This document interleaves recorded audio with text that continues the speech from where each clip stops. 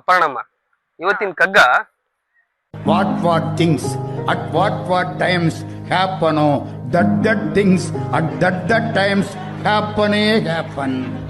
ಫಲವೇನು ಹೆಣಗಾಡಿ ಹೋರಾಡಿ ಧರೆಯೊಳಗೆ ಸಲಿಸದೊಂದನು ಮುಂದನು ದೈವ ಬಿಡದು ಹೊಲಸೆಲ್ಲವೆಲ್ಲ ಬಾಳ್ಗೆ ತಳಹದಿ ಇಲ್ಲ ಗಲಿಬಿಲಿ ಇದೆನ ಬೇಡ ಮಂಕುತಿಮ್ಮ.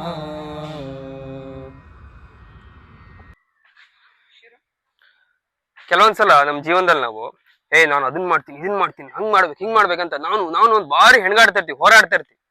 ಆದ್ರೆ ಅಷ್ಟೆಲ್ಲ ಹೋರಾಡಿದ್ರು ಕೆಲವೊಂದ್ಸಲ ಅನ್ಕೊಂಡಿದ್ ಆಗೋದೇ ಇಲ್ಲ.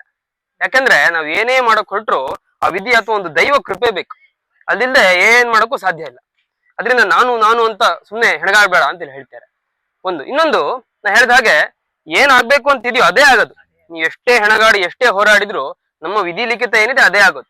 ಅದರಿಂದ ಕೆಲವೊಂದ್ಸಲ ಅನ್ಕೊಂಡಿದ್ ಆಗ್ಲಿಲ್ದಾಗ ನನ್ನ ಬಾಳೆಲ್ಲ ಹೊಲಸು, ನನ್ ಬಾಳಿಗೆ ತಳಹದಿನೇ ಇಲ್ಲ ಅಂತ ರೀತಿ ಕೊರಗ್ಬೇಡ. ಅದ್ ಕೊರಗದಲ್ಲಿ ಏನು ಅರ್ಥ ಇಲ್ಲ. ಯಾಕಂದ್ರೆ ಏನೇ ಇದ್ರು ಅದು ಬರ್ದಿರತ್ತೆ ಮೊದ್ಲೆ. ಹಾಗೆ ಹ್ಯಾಪನ್ ಅಂತ ಹೇಳಿದಾಗೆ ಅದು ಹಾಗೆ ಆಗತ್ತೆ. ಇದೇ ಇವತ್ತಿನ ಕಗ್ಗದಲ್ಲಿ ಹೇಳಿರೋದು. ಅದರಿಂದ ಕೊರಗದೆ ನಮ್ಮ ಕರ್ತವ್ಯಕ್ಕೆ ಏನ್ ಬರುತ್ತೋ ಅದನ್ನ ನಾವು ಮಾಡ್ತಾ ಹೋಗೋಣ ಅಂತ ಹೇಳಿದ್ದಾರೆ. ನಮಸ್ಕಾರಗಳು.